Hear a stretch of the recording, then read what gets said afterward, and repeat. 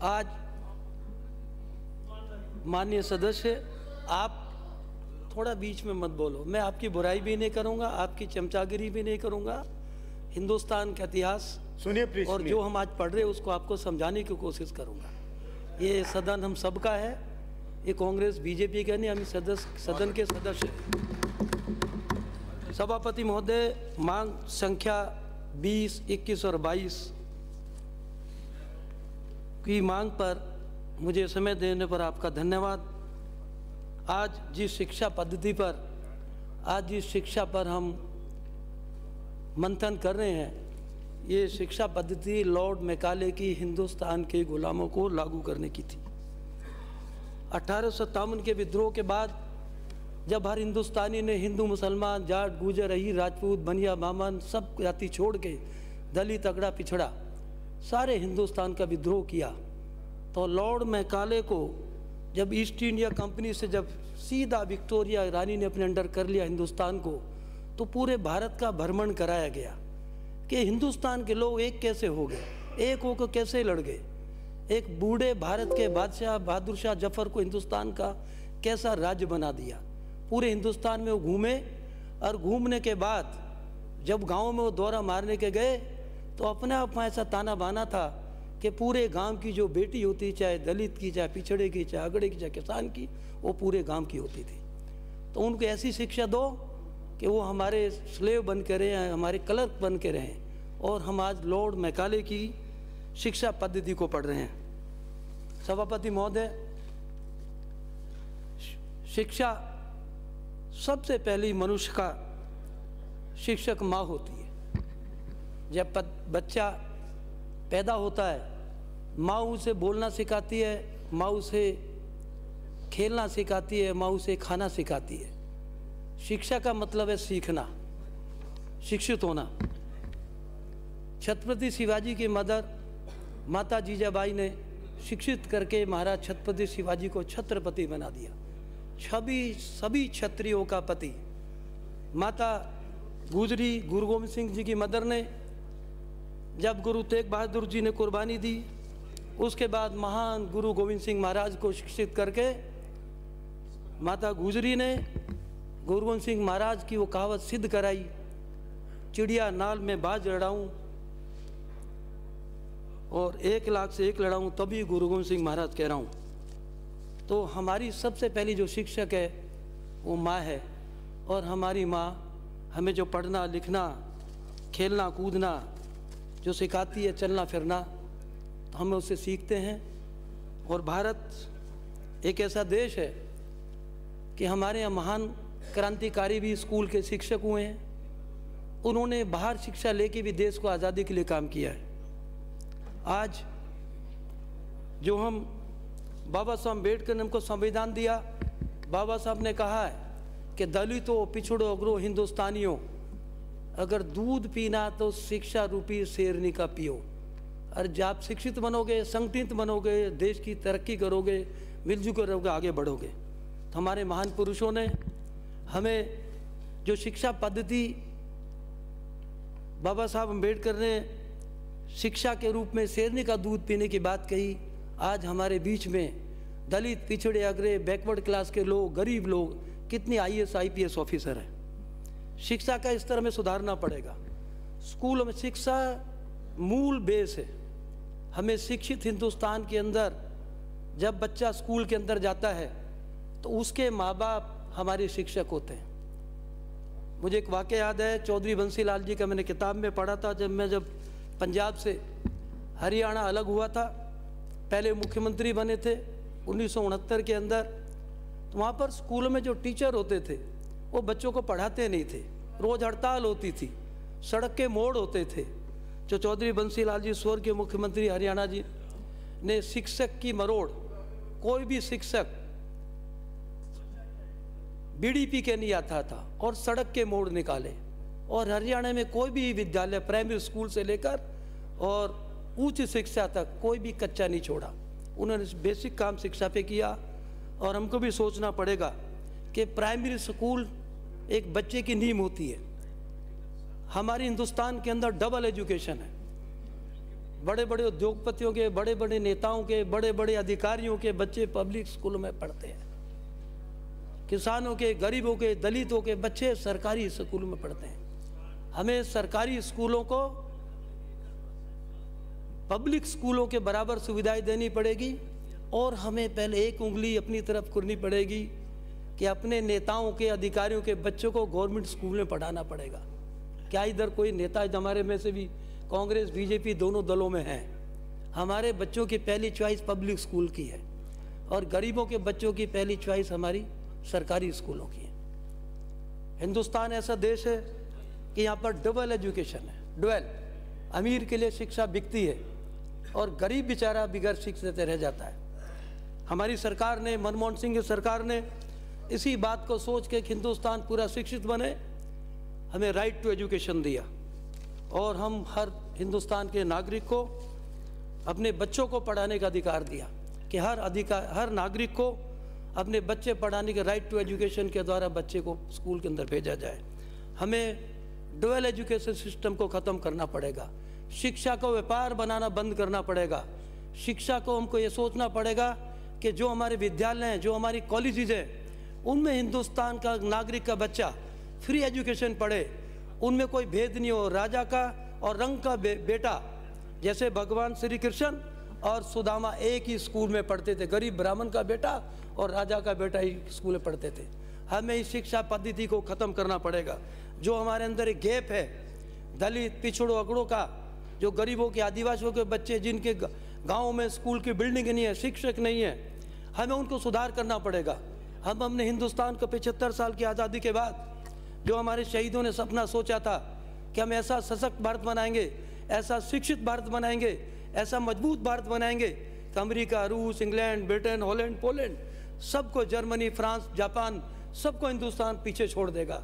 ये उम्मीदें मुझे लगता खरी होती नज़र नहीं आ रही। बाबा साहब अम्बेडकर का सपना पूरा नहीं हो पा रहा।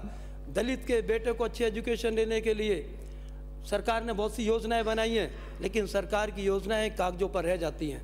हमें शक्ति दिखानी पड़ेगी, हमें सख्त होना पड़ेगा चौधरी बंसीलाल की तरह। मैं एक वाक़या याद दिलाता हूँ। मैं स्वर्गीय माननीय मुख्यमंत्री राजा वीरभद्र जी के साथ शिमला से सोलन की तरफ जा रहे थे। मैं उनकी गाड़ी में बैठा हुआ था। मेरे बाएं तरफ के कुछ अधिकारी नाराज हो सकते हैं। उन्होंने गाड़ी पर एक झंडी देखी। गाड़ी खड़ी हुई थी स्कूल के बाद, डीसी की गाड़ी थी। उसमें डीसी की गाड़ी को उसके बच्चों को छोड़ने के लिए, लेने के लिए एक गाड़ी खड़ी हुई थी। राजा साहब ने गाड़ी रोकी। बोले गाड़ी किसकी है? उनके डीसी साहब की। उनके डीसी साहब तो पीछे मेरे को लेने आ रहे हैं एयरपोर्ट पे। उनको आना था हेलीकॉप्टर से, मौसम खराब हो गया, बाय रोड निकल गए। आप ये सोच सकते हो कि डीसी की गाड़ी डीसी के बच्चों को स्कूल से लेने छोड़ने जाती थी। उसी वक्त उस डीसी को सस्पेंड किया। अपनी आत्मा पे हाथ रख के देखिए कितनी गाड़ियां स्कूलों के बाहर, पब्लिक स्कूलों के बाहर, अधिकारियों की गाड़ियां इन अधिकारियों के बच्चों को छोड़ने लेने में लगी रहती है और राष्ट्र का पैसा वेस्टेज करते हैं। इनको तुरंत प्रभाव से, चाहे कांग्रेस की सरकार हो चाहे बीजेपी की सरकार हो, इनको बंद करना चाहिए। एमएलए को फ्लैट मिलते हैं, अधिकारियों को बड़ी बड़ी कोठियां, इनको भी एक बस में लाया जाए जैसे जापान और जर्मनी में अधिकारियों को बस में लाया जाता है। इनके अंदर भी इनको भी फ्लैटों में रखा जाना चाहिए। इनको बड़ी बड़ी कोठियां क्यों दी जाती हैं? ये शिक्षा में अपने आप को सबसे ऊपर समझते हैं। और हम जो हैं, जो जनता हमको चुनती है कि आप इन पर कंट्रोल करिए। चाहे शिक्षा विभाग हो, यहाँ भी जाके देखेंगे डायरेक्टर है, वो सीधा समान, स्कूल में टीचर नहीं है, स्कूल में के अंदर लैब नहीं है, स्कूल के अंदर पढ़ाने का टाइम नहीं है। कई जगह तो जीएल चलती है। जीएल चीफ मतलब समझते हो सभापति महोदय जी? आपसे मैं निवेदन करना चाहता हूँ, जीएल का मत है गोता लीव। बिगर बताए गोता लीव मार जाते हैं, गोता लीव हो जाती है, स्कूल से सिर्फ गायब हो जाता है, तनख्वाह उठा ली जाती है, बच्चों को पढ़ाते नहीं है।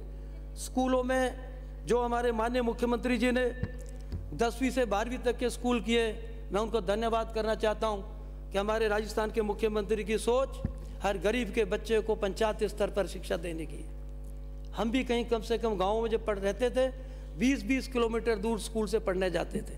आज राजस्थान के अंदर इसी बजट के अंदर माननीय मुख्यमंत्री जी ने हर पंचायत को के स्कूल को क्रमोन्नत करके 12वीं तक स्कूल का कर दिया है। स्कूल के अंदर जहाँ पर हमारी शिक्षा का स्तर है, जहाँ हमारे टीचर नहीं है, वहाँ हमको टीचर बने जाने चाहिए। हमने महात्मा गांधी अंग्रेजी माध्यम स्कूल खोल दिए हैं। गाँव के अंदर भी जो शहर के बच्चों को अंग्रेजी माध्यम इंग्लिश की स्कूल की शिक्षा मिलती है, हमारे माननीय मुख्यमंत्री जी ने गाँव के स्कूलों के अंदर ही, दलित और पिछड़े इलाकों के अंदर ही महात्मा गांधी स्कूल खोल के हमारे दलितों और पिछड़ों और गरीबों के बच्चों का ख्याल रखे। मैं उनका धन्यवाद करता हूं कि उन्होंने जो महात्मा गांधी स्कूल की योजना चलाई है उसका हमें बहुत फ़ायदा मिला है। मैं माननीय मुख्यमंत्री जी के हफ्ते में 2 बार गरीब बच्चों को साल में 2 बार वर्दी फ्री देने के इस अभियान की, जो हमको 2 बार वर्दी फ्री मिलती है, उसकी मैं प्रशंसा करता हूं कि माननीय मुख्यमंत्री जी का, कि उनकी सोच एक गरीब से गरीब और पिछड़े इलाके के हर राजस्थानी के बच्चों को जो एनेमिक नहीं हो, उनको एक 2 बार दूध मिले, 2 बार साल में वर्दी मिले और किताबें फ्री मिले, और 12वीं तक की सब शिक्षा, कॉलेज तक की सब शिक्षा को फ्री करने का जो आह्वान किया है, उसका मैं धन्यवाद करता हूं कि भारत के अंदर, राजस्थान के अंदर पूरा हिंदुस्तान शिक्षित बने।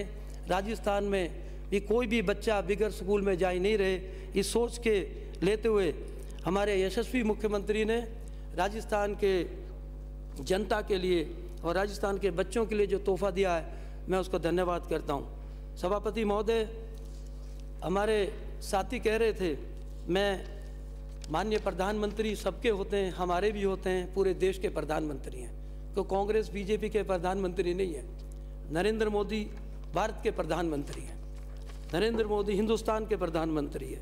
जो अच्छा काम करते हैं तो हम उनकी कोई बुराई नहीं करेंगे। उनका काम है इस देश को चलाना और देश को मजबूत करना। देश की जनता फैसला करेगी किसको चुनना है, किसको नहीं चुनना है। लेकिन हमारी भी एक प्रधानमंत्री इंदिरा गांधी जी ने, जब 1971 में पाकिस्तान के ने हम पर आक्रमण किया था, अपनी फौजों को बांग्लादेश में भेजा था, तो इंग्लैंड ने कहा था कि भारत आक्रमणकारी है।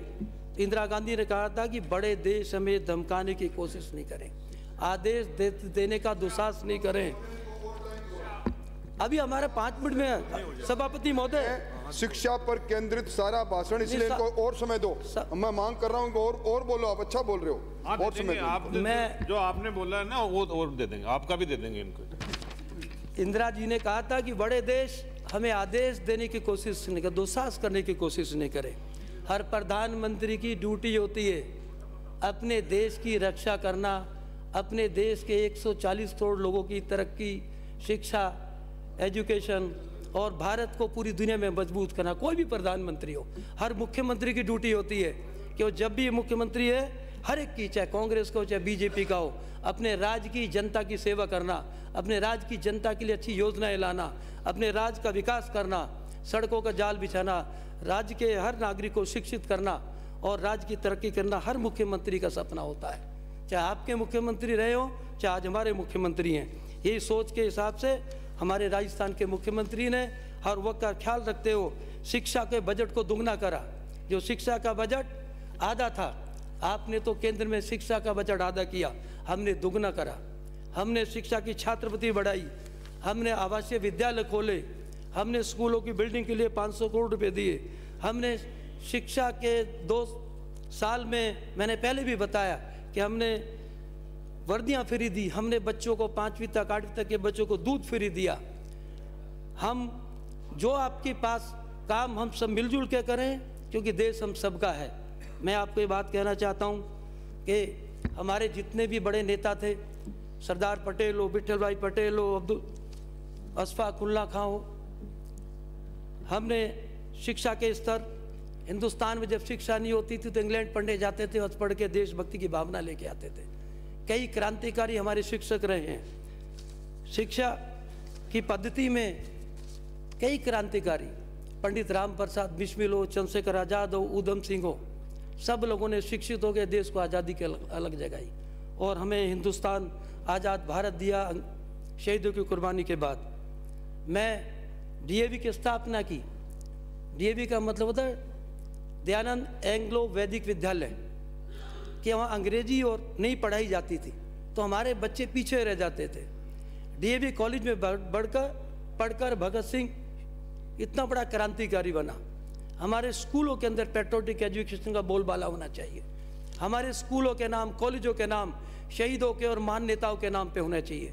सरदार पटेल के नाम पे होना चाहिए, अब्दुल कलाम आज़ाद के नाम पे होना चाहिए, अटल बिहारी वाजपेयी के नाम, इंदिरा गांधी के नाम पे होना चाहिए, राजीव गांधी के नाम पे होना चाहिए, जिससे ऐसी भावना आ सके बच्चों के अंदर। जिस स्कूल के अंदर पढ़ने जा रहे हैं वो देशभक्ति के लिए। जब हम पढ़ते थे तो हमारे क्लास के नाम होते थे नेताजी सुभाष चंद्र बोस रूम, भगत सिंह, बाबा साहब अम्बेडकर, उधम सिंह।